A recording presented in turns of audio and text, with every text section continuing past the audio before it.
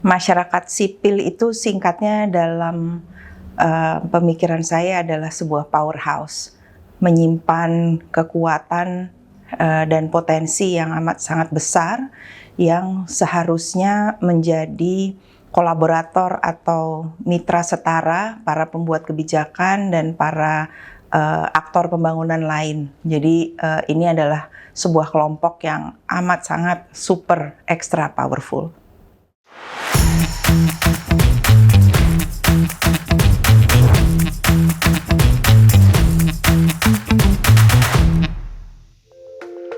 Saya Diah Satyani Saminarsi, saya founder dan CEO dari Center for Indonesia Strategic Development Initiatives atau sering dikenal dan disingkat dengan CISDI.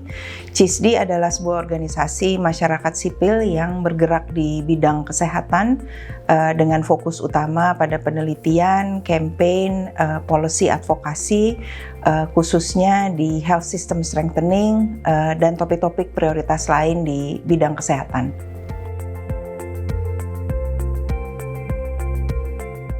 Latar belakang saya itu sangat beragam. Saya pernah merasakan jadi private sector, merasakan jadi bagian dari pemerintah, merasakan bagian dari international organization di WHO. Dan tentunya rumah saya itu adalah masyarakat sipil. Akhirnya pelabuhan terakhirnya menurut saya paling merasa nyaman itu ada di masyarakat sipil. Menjawab pertanyaannya kenapa, itu karena di tengah masyarakat sipil, satu, memang kita dituntut untuk terus berprinsip. Jadi kalau masyarakat sipilnya lemah pada prinsip, maka tadi ya, kemanusiaannya juga akan lemah. Untuk bisa berprinsip artinya action yang harus dikerjakan itu adalah selalu bilang apa adanya. Apa yang benar dibilang benar, apa yang salah dibilang salah, apa yang gagal diakui, dan keberhasilan diakui juga sebagai kemenangan kecil. Menurut saya itu cocok dengan dalam bayangan saya bagaimana seseorang atau sebuah kelompok itu harus hidup. Jadi apa adanya saja. Kalau lagi menang nggak terlalu bergembira banget, kalau lagi kalah juga nggak terlalu sedih banget, tapi di atas semuanya bisa bilang apa yang benar dan apa yang salah.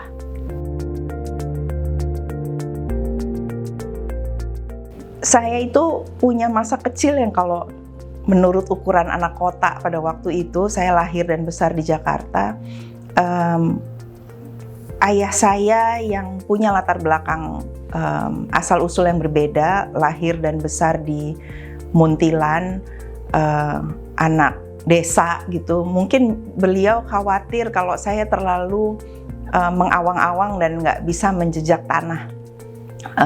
Terutama karena saya lahir belakangan, bedanya 9 tahun dari kakak saya, dan saya lahir pada saat orang tua saya sudah jauh lebih mapan kehidupannya. Jadi mungkin ada kekhawatiran itu, nanti ini jadi anak terlalu kota yang nggak bisa paham daily struggles dari kehidupan orang biasa. Sehingga pada waktu saya kecil, sampai mungkin SMP ya, jalan pagi atau jalan sore dengan ayah saya itu menjadi sebuah kebiasaan. Kalau pagi hari Minggu, kalau sore hari Sabtu. Di antara itu, waktu itu rumah saya di dekat sini, Jalan Gondang Dia Lama. Kali pasir yang sekarang bagus kalinya itu pada waktu itu belum seperti itu. Jadi suka saya diajak jalan, misalnya tembus-tembus jalan-jalan kecil di kali pasir dan di belakang-belakangnya, atau ke daerah-daerah pemukiman kumuh dan berjalan kaki. Di salah satu acara jalan ini, ayah saya bilang itu ada ibu masak, kayaknya makanannya enak banget gitu, wangi dan segala macam. Lalu ayah saya dengan biasa aja datang ke rumah ibu itu dan ngetok pintu dan bilang, "Bu, maaf kita kecium baunya, boleh nggak ikut makan di sini?" Lalu si ibu itu dengan lapang dada, boleh makan. Nah, waktu ayah saya mau kasih mau kasih bayaran, mau membayar, ibunya nggak terima, dan ayah saya bilang waktu itu, "Ini kalau kamu baik sama orang, orang pasti akan kembali baik sama kamu. Itu buat saya salah satu memori masa kecil yang defining, yang membentuk saya dan masih saya ingat sekian puluh tahun kemudian gitu. Itu yang membekas, tapi juga menurut saya dengan bekal tersebut saya menjadi orang yang selalu berusaha apa adanya aja gitu.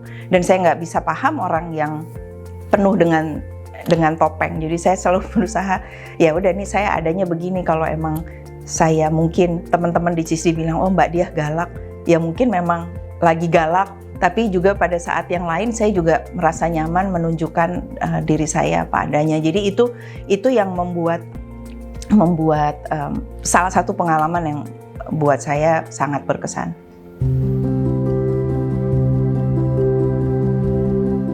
Masyarakat sipil itu singkatnya dalam pemikiran saya adalah sebuah powerhouse, menyimpan kekuatan dan potensi yang amat sangat besar yang seharusnya menjadi kolaborator atau mitra setara para pembuat kebijakan dan para aktor pembangunan lain. Jadi ini adalah sebuah kelompok yang amat sangat super extra powerful. Sayangnya masyarakat sipil yang menyimpan kekuatan sangat besar ini masih belum terlalu diekspos atau dipakai kekuatan tersebut dengan optimal. Jadi masih dipinggirkan, masih dianggap sebagai bagian yang kalau bisa pembuat kebijakan nggak usah terlalu sering berinteraksi dengan masyarakat sipil, padahal sebaliknya seharusnya interaksi yang sangat erat ini yang dibutuhkan antara pembuat kebijakan dengan masyarakat sipil, karena masyarakat sipil ini menyimpan pengetahuan dan kekuatan dan sangat resourceful ya, jadi sangat cerdik dan pandai untuk memobilisasi resource, memobilisasi sumber daya, bukan hanya dari sudut finansial tapi juga memobilisasi sumber daya dari jejaring dan network. Jadi di masyarakat sipil itu satu yang saya harus bilang, masyarakat sipil itu sifatnya heterogen. Jadi masyarakat sipil itu nggak hanya sesuatu yang seperti CISDI, tapi masyarakat sipil yang bergerak di akar rumput itu juga masyarakat sipil.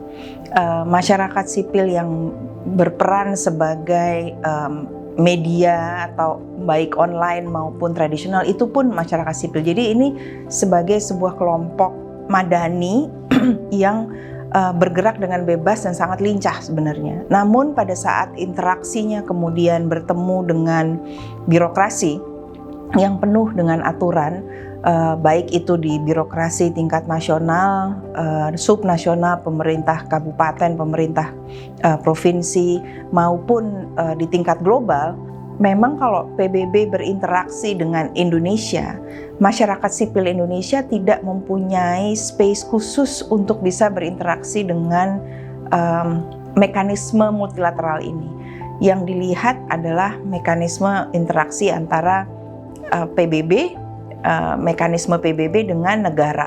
Jadi banyak sekali restriksi di sini, misalnya pada saat bernegosiasi atau rapat tidak boleh ada bagian dari masyarakat sipil yang dilihat yang harus pegang mic, begitu kita bilangnya behind the mic itu selalu harus pemerintah. Makanya pada saat ini di titik ini dari pemerintah ke dalam itu yang harus memperkuat interaksi dengan masyarakat sipil.